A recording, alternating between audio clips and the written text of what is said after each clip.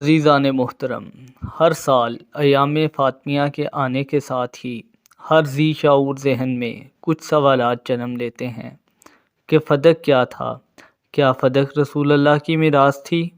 اور رسول اللہ کے دنیا سے جانے کے بعد ان کی پیاری بیٹی حضرت فاطمہ زہرا سلام اللہ علیہا نے اس کا مطالبہ کیا تھا؟ اگر انہوں نے اس کا مطالبہ کیا تھا تو کیا ان کا یہ حق انہیں دے دیا گیا تھا یا نہیں دیا گیا تھا؟ اگر نہیں دیا گیا تھا تو حق پر کون تھا، سیدہ زہرا سلام اللہ علیہ یا اس وقت کے خلیفہ؟ اسی سلسلے میں اس دفعہ مفتی فضل ہمدرد صاحب نے ایک سلسلہ شروع کیا ہے، جس کی پہلی قسط میں انہوں نے کچھ معروضات بیان کیے ہیں۔ ان معروضات میں انہوں نے پہلا سوال اٹھایا کہ فدق کیا تھا،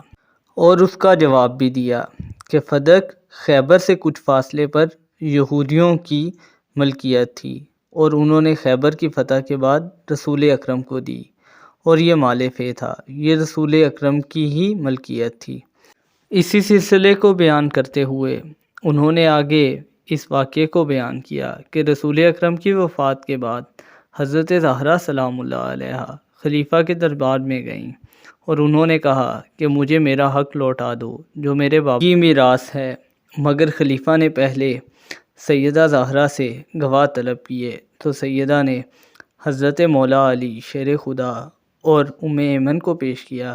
جبکہ خلیفہ نے ان دونوں گواہوں کو جھٹلا دیا، اور پھر اپنے پاس سے ایک ایسی حدیث بیان کی جو اس دن سے پہلے ان کے علاوہ کسی نے نہیں سنی تھی، اور وہ حدیث یہ تھی کہ انبیاء کبھی بھی میراث چھوڑ کر نہیں جاتے۔ تو سیدہ زہرا سلام اللہ علیہا نے قرآن پاک کی آیات سے بتایا کہ انبیاء میراث چھوڑ کر جاتے ہیں، اور حضرت سلیمان داؤد کے وارث تھے۔ پھر انہوں نے یہ بھی بتایا کہ امام زین العابدین علیہ السلام کے پاس ایک تلوار تھی جو رسول اللہ کی تلوار تھی، اور وہ انہیں میراث میں ملی تھی۔ انہوں نے میراث رسالت کے حوالے سے ایک اور دلیل بھی دی کہ رسول اللہ کے حیات مبارک میں رسول اللہ کی ازواج مطہرات جن گھروں میں رہ رہی تھیں، قرآن پاک نے ان گھروں کو رسول اللہ کے گھر قرار دیا تھا۔ حضرت ابو بکر نے وہ گھر تو خالی نہیں کروائے تھے۔ اس کے بعد انہوں نے ایک اور دلیل دیتے ہوئے بتایا کہ حضرت ابو بکر نے فدق کے علاوہ بھی بہت سارے اموال رسالت یعنی رسول اللہ کا مال اور کچھ چیزیں روک لی تھی، اور کہا تھا کہ یہ رسول اللہ کی میراث نہیں ہے، جبکہ حضرت عمر نے خلیفہ بننے کے بعد فدق کے علاوہ وہ تمام چیزیں حضرت علی بن مرتضیٰ کے حوالے کر دیں، جس سے یہ ثابت ہوا کہ حضرت عمر سمجھتے تھے کہ رسول اللہ کی میراث ہیں، اور اسی لیے انہوں نے لوٹایا تھا۔ اس کے بعد مفتی فضل صاحب نے اس طرف توجہ دلائی کہ اگر سیدہ زہرا سلام اللہ علیہا نے فدق کا مطالبہ کیا تھا تو اب حق پر کون تھا؟ تو انہوں نے بیان فرمایا کیونکہ حدیث ثقلین میں رسول اللہ بتا چکے ہیں کہ میرے بعد اہل بیت ہیں،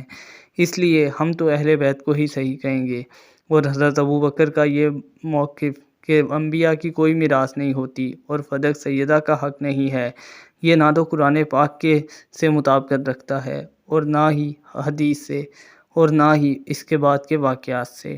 ہم مفتی صاحب کی اس حق بیانی پر انہیں سلام پیش کرتے ہیں، اور پروردگار عالم کے حضور دعا گو ہیں کہ اللہ تعالیٰ ان کی معرفت میں مزید اضافہ فرمائے۔